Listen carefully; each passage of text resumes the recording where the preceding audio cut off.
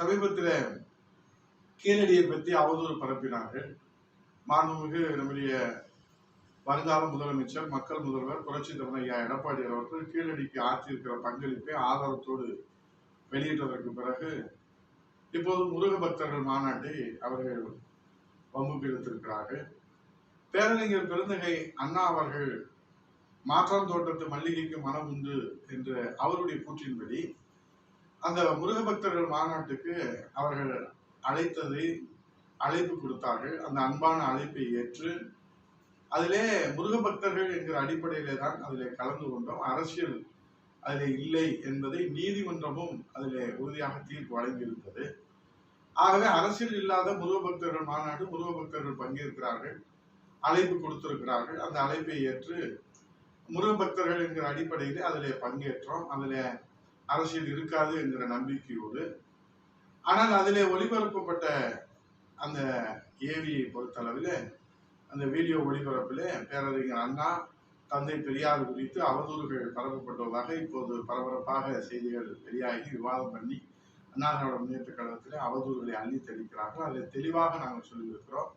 அனைத்து இந்திய அண்ணா திராவிட முன்னேற்ற கழகம் ஒரு நாளும் கொள்கையை, லட்சியங்களை, கோட்பாடுகளை விட்டுக் கொடுக்காது. இது தமிழ்நாட்டு மக்களுக்கு நன்றாக தெரியும். ஏன் ஆளுகிற திமுகவுக்கும் நன்றாக தெரியும். ஆனால் அண்ணா திராவிட முன்னேற்ற கழகத்தின் மீது அவதூறு பரப்புவதற்கு ஏதாவது சாக்கு போக்கு கிடைக்காதா என்கிற வகையிலே தான் அவர்கள் தொடர்ந்து அவதூறுகளை பரப்புகிறார்கள். பொதுச் செயலாளர் புரட்சி தலைவர் எடப்பாடியை பொறுத்தளவில் பேரறிஞர் அண்ணா அவர்களை பற்றியும் புரட்சி தலைவர் அம்மா அவர்களை பற்றியும் அவதூறாக பேசிய காரணத்தால் தான் என்ன முடிவெடுத்தார் என்பது தமிழ்நாட்டு மக்களுக்கு நன்றாக தெரியும். அதை திரும்ப இந்த நேரத்தில் திராவிட முன்னேற்ற கழகத்திற்கு நான் நினைவு கூற கடமைப்பட்டிருக்கிறேன். உங்களைப் போல எல்லாவற்றுக்கும் சரி செய்து கொண்டு, காம்ப்ரமைஸ் செய்து கொண்டு ஆட்சி அதிகாரத்தை தக்க வைத்துக் கொள்கிற தலைவர் அல்ல. மக்கள் தலைவர் புரட்சி தலைவர் எடப்பாடி அவர்கள் நெஞ்சுரத்தோடு, காவிரி பிரச்சனை கூட்டணியில இருந்தோம், நெஞ்சுரத்தோடு அந்த உரிமைக்காக போராடி தமிழக உரிமையை பெற்றுக் கொடுத்தார்.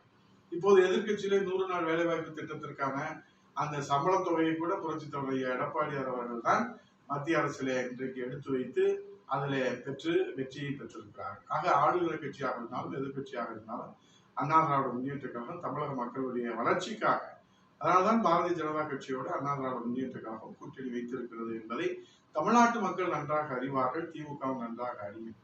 ஆகவே இன்றைக்கு இருக்கக்கூடிய இந்த விவாதத்திற்கு முற்றுப்புள்ளி வைக்கின்ற வகையில அந்த மாநாட்டில ஏற்படுத்தப்பட்ட தீர்மானங்கள், அதில உறுதிமொழிகள் அண்ணா திராவிட முன்னேற்ற கழகத்திற்கும் அதற்கும் சம்பந்தம் இல்லை.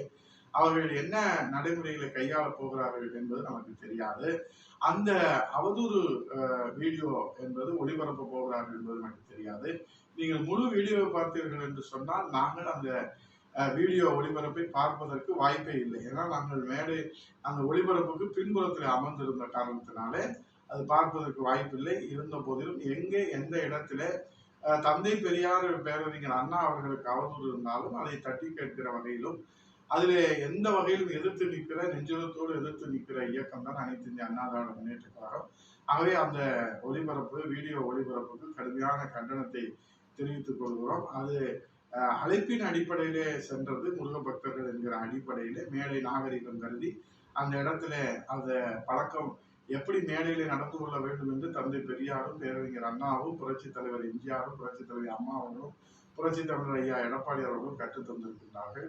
ஆகவே அழைப்பின் பேரில சென்றது. மாற்றான் தோட்டத்து மல்லிகைக்கு மனம் உண்டு என்று பேரறிஞர் பெருந்தகை அண்ணா அவர்களுடைய அந்த கூற்றின்படிதான் அந்த மாநாட்டிலே நாங்கள் பங்கேற்றோம். பேரறிஞர் அண்ணா அவர்களுக்கு ஒரு இழுக்கு என்று சொன்னால் அதை முதலாக எதிர்த்து குரல் கொடுக்கிற இயக்கம் அனைத்து இந்திய Anna Dravida Munnetra Kazhagam. Meenakshi Faculty of Occupational Therapy. Admissions open for BOT and MOT. Apply now.